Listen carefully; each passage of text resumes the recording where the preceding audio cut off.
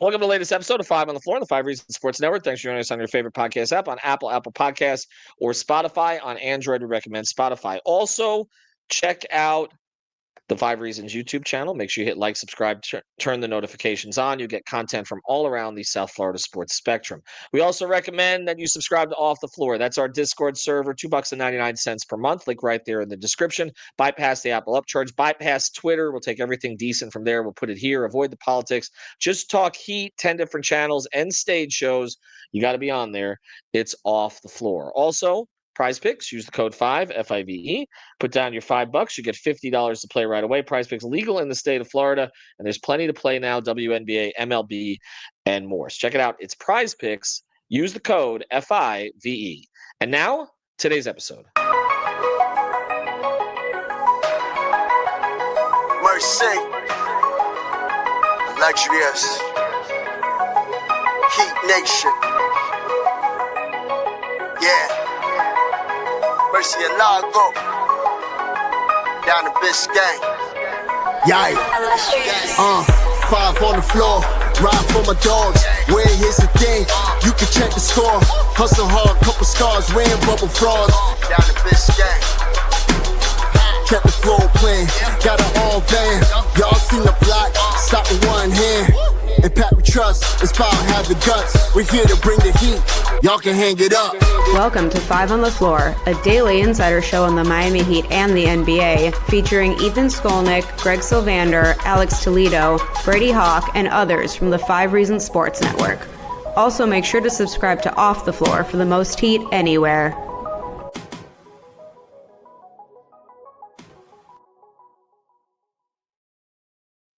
All right, welcome back to Five on the Floor. Here's today's floor plan. I'm Ethan Skolnick. You can follow me at Ethan J. Skolnick at Five Reasons Sports. Again, follow what I'm putting out there on Off the Floor from Las Vegas, out here for Summer League. As we're recording this, I'll be heading out after it to go to Miami Heat practice. Eric Spoelstra will be helping Eric Glass run a practice out here in Las Vegas. We saw him yesterday. Adam Simon's out here as well, other Heat officials. Pat Riley is not here. Just to be clear, nothing real dramatic about that. I've seen him out here in previous occasions, but he's not out here. This time, the Heat lost their Summer League opener. Well, not their Summer League opener, but their Las Vegas Summer League opener out in yesterday at the Thomas and Mack Center. They lost to Atlanta. They had a double-digit lead and lost. That might bring back some memories of the regular season. But Hakachonis, the rookie, the first-round pick, had 24 points, 4 rebounds, 4 assists, and did some things. So that was promising. One guy who struggled, though, and it was right in front of me, he had a basket on the very first possession. They fed him with the lob. He had another lob. He had a hook, and that was it. We're going to have this conversation, Eternal, and Alex and I were going to do this podcast together, but we agree. So we wanted to bring you or someone else on who did not necessarily agree on all of this. And this isn't about a big argument here, but again, you can follow Eternal Bast. It's just about putting some things into context. I think you wanted to do this with Ware. But I'm going to start with what I would say are my concerns, which actually Alex put very succinctly and clearly on host updates. And having been there yesterday, I echo a lot of this. His concerns, my issues with Kel'el Ware in Summer League and in general. Doesn't box out, tries to grab most rebounds with his arms. I saw that over and over yesterday. Atlanta had 20 offensive rebounds. They were not all his fault, but they were like a minus 25 with him in the game. They played better with him off the floor yesterday, which shouldn't happen in Summer League. Walks into screens. I saw a lot of that yesterday. Doesn't set physical screens consistently. I think we saw that in the course of his first season. That is something that players do improve over time, although I will say that we watched one guy who used to get double-doubles with blocks or triple-doubles with blocks who used to do this all the time, not set physical screens consistently. We know who we're talking about. Inconsistent footwork on defense. I'm gonna pass on the assessment of that so much because I don't consider myself an expert in that. I will say that this last part, okay, I do agree with. Overcommits to the guard when defending pick and rolls, gives up a bucket or offensive rebound as a result. Saw that yesterday. And also a lot of jumping for blocks where there really wasn't a chance of getting a block. So I'll let you put this in the context, and I'm going to start by saying, I think Kel'el Ware still has a good chance to be a good NBA player, and I think his rookie season he was ahead of schedule. It was promising in that regard, but a lot of the things we're talking about here are kind of they're motor related to me, and that's where I'm going to throw it to you because I think you wanted to put this into some kind of context. Well, it started yesterday because I mean, to be very clear, before we get into what I and Coach Gio of the network were talking about, it came up in a different group chat from someone who is a doctor of the similar field of pretty much gaining weight for performance related things, right? And so I will say very clearly, just like I've had this conversation with Adele as we talked about on playback, yes, what we've seen so far from Kel'el Ware compared to what we've seen to even his summer league performance last year and his performance against high level NBA players this year, against Wemby, against some other guys, even a guy in his draft class in Yves Misi, who many thought had the best motor in the class, outplayed him. What we have seen so far this year, I mean, not this year, I'm sorry, in this summer league has not been acceptable. I don't think anybody is trying to sell you different, right? What you're seeing on the court is not acceptable. What you saw, and even what I talked about with you on one of the pods earlier this week, what we saw last Saturday of him in San Francisco, that first game, you could see the techniques that he had worked on. You can see him being a lot more solid in his trunks, in his core, seeking box out, eating up space on defense, playing the level, like playing angles and things of that nature or whatever. And then you didn't see that the next game, right? And so he didn't play the last game. He didn't play one of those games. And then we see him again yesterday. And it's the same shit. I get it. It's frustrating for me to watch, right? But I one of the things that we talked about, and even Spo, as he was on yesterday, I don't think you were able to hear this. I heard some of it. Yeah. He talked about Casper. He talked about Norm, and then he talked about Kel'el, right? And he talked about the whole purpose of him being there was to gain experience. He talked about him being ahead of schedule, just like you talked about him starting 36 games, how he played, yada, yada, yada, and what this was for. This was for to build the leadership and build to gain experience and, to gain further experience and everything like that. And as he's saying that, there's some stuff that you're mentioning that I'm sure Spo is watching, just like UD who was there, just like Malik Allen who was there, and just like Alonzo who was there, probably have a conversation that was prepared to have with Kel'el after the game, right? But in all the criticism, one of the things that Gio and Doc brought up is when you put on weight, right? Any kind of weight, anytime you put on either whether it be fat or muscle mass, and you're doing activity that requires a lot of cardiovascular endurance, how you were the before and how you are at that current moment in time is not the same, regardless of either way, right? And even if you are a professional athlete, depending on however that training is going, especially because, Zoe talked about him being in the gym immediately right after the season, getting to work and all of those things or whatever. We don't know because we didn't see it, right? We can only go by his word. Spo talked about him putting on, which lines up with the question I asked him last year. He put on weight going into training camp in preseason and everything like that. He put on 8 to 10 pounds. Put on some more weight during the season, which hard to maintain because you're doing so much. And then out of the season up to this point, he put on another 8 to 10 pounds, right? Your body has to adjust to moving at the weight. And it's really hard. We hear it all the time, Ethan. It's hard to replicate gameplay, right? They didn't start practicing until like last week, the week before they started their first summer game, their summer leagues game. So I've said all that to say, I know I've been very long-winded in this, is that there could possibly, I'm not saying it's the main reason, contextually, there could possibly be some physical inhibitors to this, right? When you're running and have to do a lot of stuff, that can affect your technique. That can affect like you looking like you're not trying, right? At the same time, we know what the issues were, the things that he needed to work on, and it very well looks like that. I will give you guys that. I just wanted to put some context into what the possibly. And it's appreciated. On the other side, I will go through these points with you because I do think the context is important, and I'm actually curious to see what he looks like tomorrow, because he should play tomorrow. And I'm speaking on what are we on Saturday? He should play tomorrow on Sunday, because this is not like Jaquez last year. And I know what happened with Jaquez this season; it didn't turn out. But Jaime came out balled out for 2 games. You're like, okay, I've seen enough. Now it turned out that again the season didn't play out that way. But in this case, we haven't seen Ware look good enough. I think that you can say shut it down. And I don't agree with those. And I'll let you handle this on the other side of this. I don't agree with those who think he should have been above this and shouldn't have played this year. Because to me, in summer league, because to me, this is proving why he should have, especially if we're talking about him having to adjust to the new weight.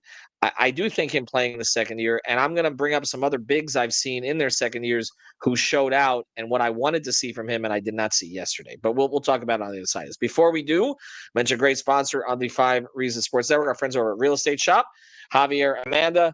Based in Broward County, service the entire area, though. We know it's a complicated time to buy a house. There's a lot of inventory right now. You got to make sure that you find the right one. If you're trying to sell a house, got to navigate all this with interest rates. People may be reluctant to buy at the moment, but you got to be working with the right agents so that you get the deal done and get it done the way that you want it. Also, work with a family business here. They understand your family.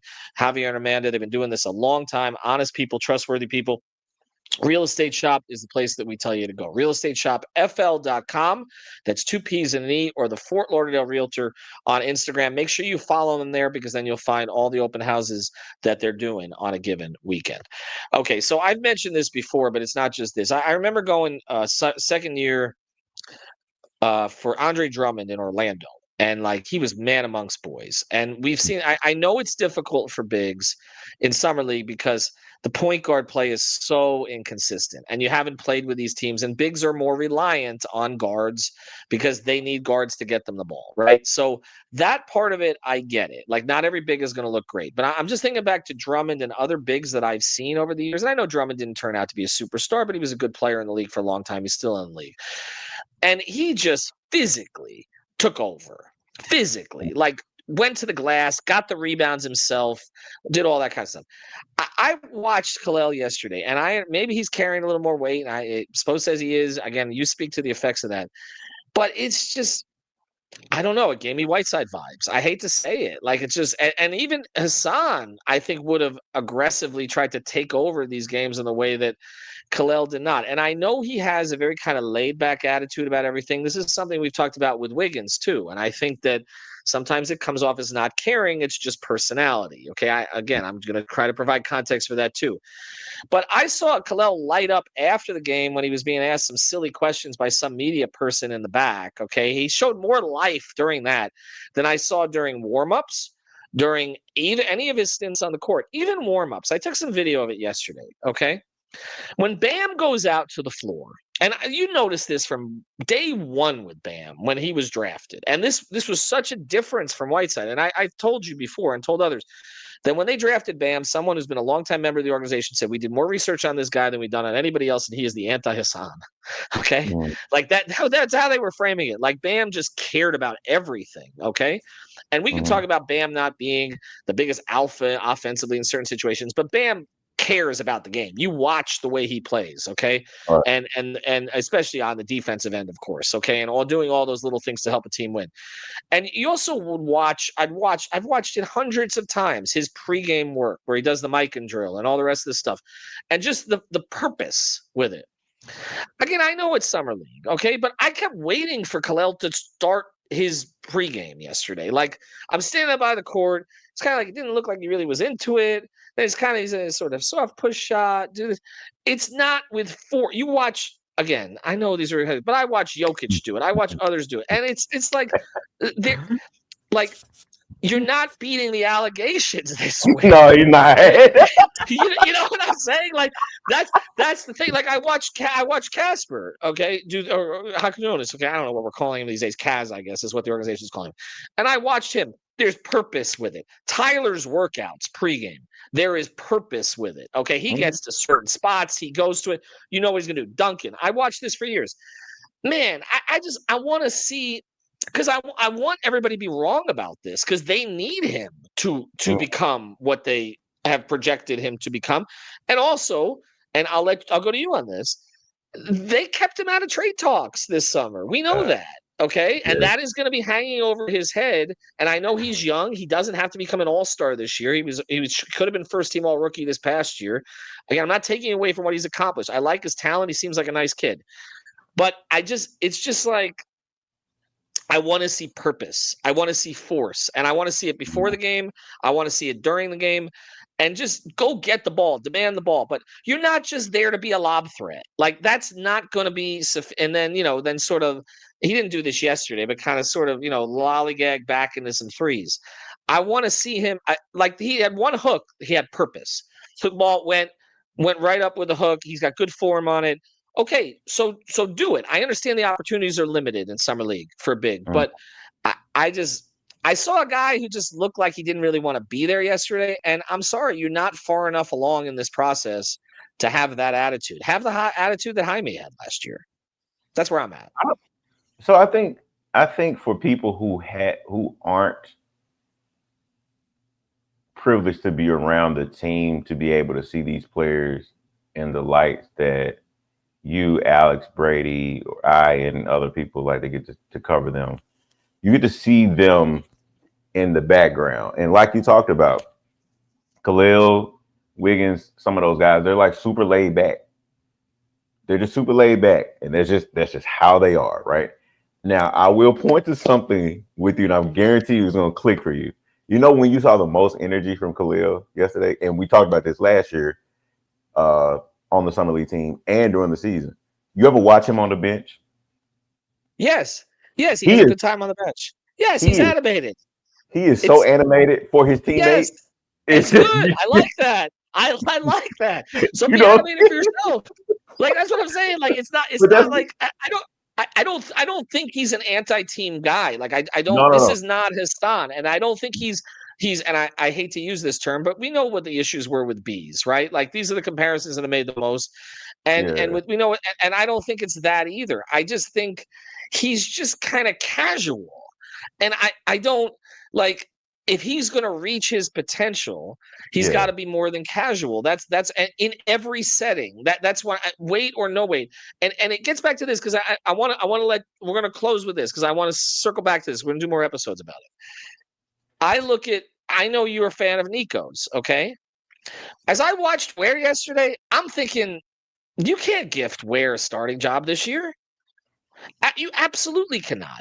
I know Bam wants to play with a true five. I get it, okay?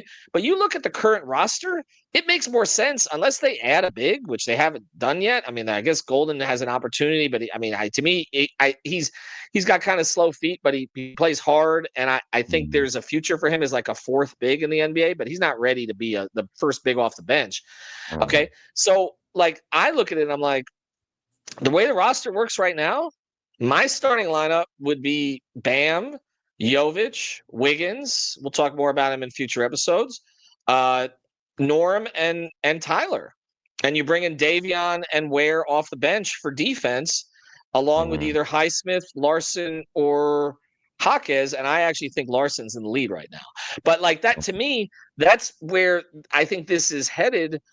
Because you can't gift, if a guy is casual, you can't gift him a starting job. Like, because Nico's not casual. He's not casual. No. Like, right? He doesn't present that. He just can't stay healthy and find the right role for himself. But like, when Nico plays, you feel he's playing. Sometimes too much. No, you feel he cares. You feel he cares too much. If you ever watch with Nico, whenever he would fuck up or something like that, he immediately, he's smacking his hand together. He's mad at himself. He's very he's competitive in a very different way. He has a fire in a very different way. I feel like with Kel'el, and we talked about this, and I talked about this before the draft.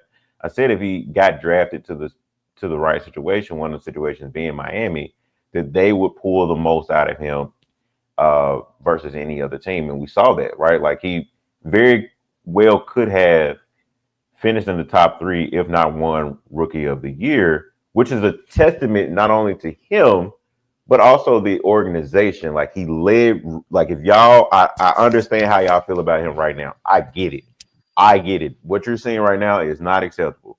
Go look at his goddamn stats again, right? Like what you, not you. I'm saying with them. it. I get it. But see, to me, here's the thing with stats, and this is where I'm at with it. He can walk into a double-double. Oh, absolutely. Okay, and with the way that and also a lot of these rebounds, and this is where this is the part that drives me the most nuts. Okay, that I'm most with Alex on. It's the rebounding, because he's going to put up rebounding numbers because Bam is doing all the dirty stuff. Okay, and so Kel'el's going to get rebounds just by being tall. But I watched yesterday, and it's like the jump is late, ball's over his head before he's going anywhere. The box outs are not. There's no force to them, and he's put on weight. So this is part of the reason for putting on weight. So yes, I understand adjusting to the weight. I get it. I think he's going to be a good player. I think he's in the perfect place. I would not guarantee him a starting role. No, I agree. That's where I'm at with this. I would not. I would say it's him and Nico, and let them compete for it. And if Bam wants a true 5 next to him, I get it. But the true 5 has got to be physical, or else it doesn't do any good for you anyway. Listen, I agree. My whole point in that was the people who are already jumping off the boat and like, oh, they should have traded him. Nobody should be untouchable. I'm talking about I'm not there. I'm talking about the irrational people. I'm saying in this moment, you can be very fair in your criticism of him, right? And like somebody, you've been covering the NBA, Ethan, for damn near as long as I've been. As long as I've been alive. It's all right. It's okay. You know I love you. It's all right. My daughter says I met Alexander Hamilton. So it's okay. So, but there are guys, Ethan, who only have that oomph when they're playing an actual game, like an actual meaningful. I get it. I get it. I get it. And that's why. Also, but no. But that's also why. Can I give you an Eric Spoelstra quote? Can I give you an Eric Spoelstra quote? And we'll close it here. Okay, because he gave me this quote in training camp last year, and we actually put it on a podcast when he was talking about LeBron and Durant. Okay, and this is what he said. He says, I've always said the way you do one thing is the way you do everything. I agree. They cannot be happy. Look, when Eric Glass was asked about the rebounding, and so Ira positioned it towards Ware, because Golden looked like he was trying to rebound. Okay. Eric Glass pulled the Eric Spoelstra. He's like Eric. He's like a Spo clone about this stuff. Okay, and quickly said, "Well, it's all of us." Okay, it was all of them. Okay, all of them were terrible. It was all of them. But there's one guy who was drafted 15th who they've banked a lot of their future on, and that's the guy that they're going to be focusing on, not guys who aren't going to be here in 3 weeks. Okay, so that's where I'm at with it. Before we get out of here, I will say this: my whole point was, you have the right people around him. Now it's on him, right? Yes. But like, we're talking about a 21-year-old, just to remind everybody. He plays a sport, gets paid a lot of money. But if any of you have ever mentored or been around young 20-year-olds with talent, whatever the fucking field is, you're going to have to do something to pull something out of them. It's not the case for everybody. Everybody's not built the same. Yes. But with him, you see the mentoring with Bam. You see the mentoring with UD Alonzo. Like he has a support system to pull the shit out of him. So make him earn the and I get it. The first way to do it is make him earn the starting job. Don't give anybody a starting job. Two guys on this team who I think are guaranteed starting jobs, and that's Bam and Tyler. Wiggins obviously has the inside track for it. If he's here, surely he's going to start. And Norm, I think it comes down to kind of what they are looking for. Could start Davion, and Norm plays 35 minutes off the bench. But that other spot, I'm not penciling in anybody at this stage. Yeah, I want to see what some of these guys look like, and I think they do too. they All better right, address their front court plus issues. well, I get it, but plus you also got an extension decision to make on Nico too, which means maybe getting him the time now makes sense. You got obviously All the more time reason to trade Wiggins, which I'm sure you're going to talk about. But we'll talk about that on another podcast. All right, thank you, sir. Appreciate it. I have more coverage from here out here. Just to clarify, I think Kel'el Ware is going to be a very good player, but how you do one thing is how you do everything. And how we did this one podcast, hopefully, is not how we do everything. Take care, everybody.